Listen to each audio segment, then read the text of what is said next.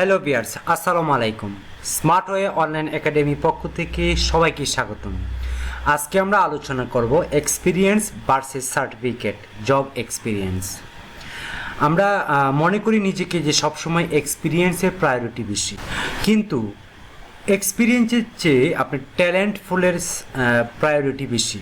একটি গার্মেন্টস এবং টেক্সটাইলে দেখবেন পুরাতন লোকগুলাকে ছাঁটাই করছে। আমাদের একটি ভুল কনসেপ্ট যে আমরা এতদিন কাজ করছি, এত এক্সপিরিয়েন্স হয়েছে, সো আমাদেরকে বাদ দেওয়ার কোনো কারণ নেই, পুরাতন চাউলে ভাতে বাড়ে, এই ধরনের কমেন্টস আমরা করে থাকি। আসলে বাস্তবতা কিন্তু এটা না। সো আপনার এক্সপিরিয়েন্সে কোনো ভ্যালু নেই, আপনার ভ্যালু হচ্ছে আপনার ট্যালেন্ট, আপনি কতটুকু বুদ্ধিমত্তা পরিচয় দিতে পারেন, কতটুকু সৃজনশীল তৈরি করতে পারেন। সো আজকের এই ভিডিওটি থেকে আপনি জানতে পারবেন এক্সপিরিয়েন্স ভার্সেস সার্টিফিকেট। এটি আমরা গল্পের আকারে বলার চেষ্টা করব। অবশ্যই ভিডিওটা শেষ অবধি দেখবেন। তার আগে ছোট্ট একটি রিকোয়েস্ট, যদি আমার এই চ্যানেলটি আপনার ভালো লেগে থাকে অবশ্যই সাবস্ক্রাইব করে পাশে থাকুন, কারণ এই চ্যানেলে প্রত্যেক দিন job responsibility, job analysis, skill development এবং গার্মেন্টস ও টেক্সটাইল জগতে যত ধরনের ইনফরমেশন রয়েছে প্রত্যেক দিন ভিডিও আপলোড করার চেষ্টা করি। চলুন আমরা আজকে জেনে নিই একটি গল্পের মাধ্যমে এক্সপিরিয়েন্স ভার্সেস সার্টিফিকেট।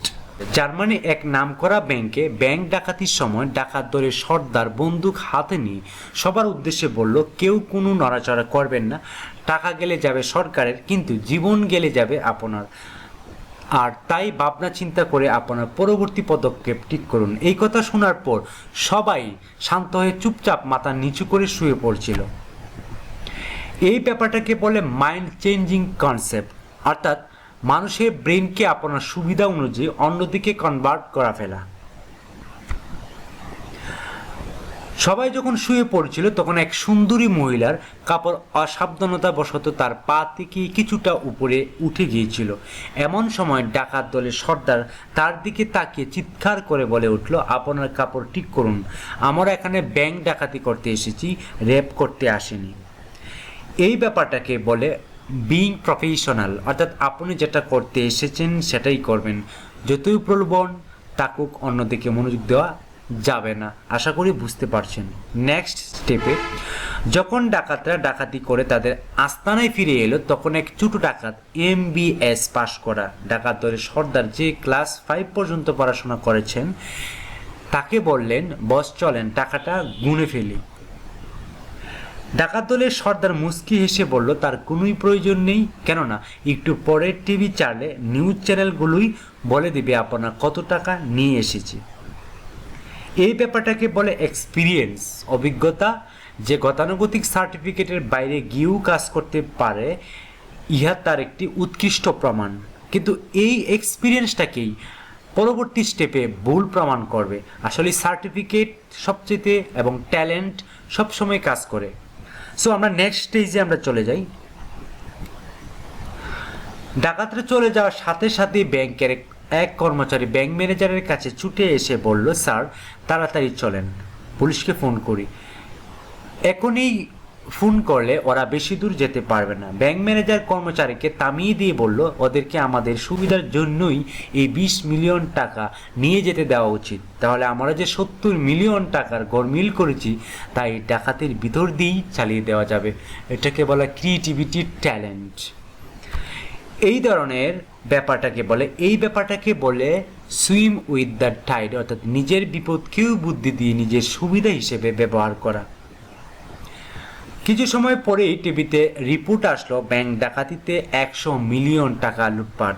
ডাকাতরা সেই রিপোর্ট দেখে বারবার টাকা গুনেও 20 মিলিয়নের বেশি বাড়াতে পারল না।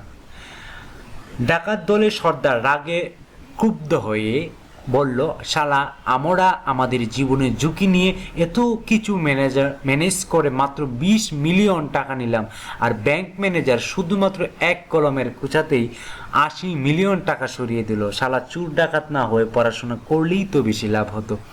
আশা করি এখানেই বুঝতে পারছেন যে এক্সপিরিয়েন্সের ভ্যালুটা খুব কম, ট্যালেন্টের ভ্যালুটা অনেক অনেক বেশি।